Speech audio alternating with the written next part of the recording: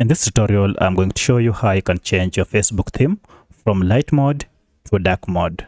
So as you can see, I'm currently using a light mode and I'd like to change this to dark mode. To do so, just go ahead and tap on your icon here to open the menu. And from here, tap on the settings gear just above here. Now under this list, scroll down and then under preferences, scroll down until you see the option called dark mode. And now go ahead and tap on it. And as you can see, currently dark mode is off. To enable dark mode, go ahead and tap on.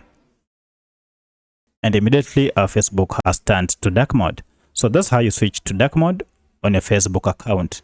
If you have any other question, kindly let me know in the comment section. Otherwise, if this video is helpful to you, kindly hit the like button and subscribe to this channel to support me. Thanks for watching and let's meet in the next video.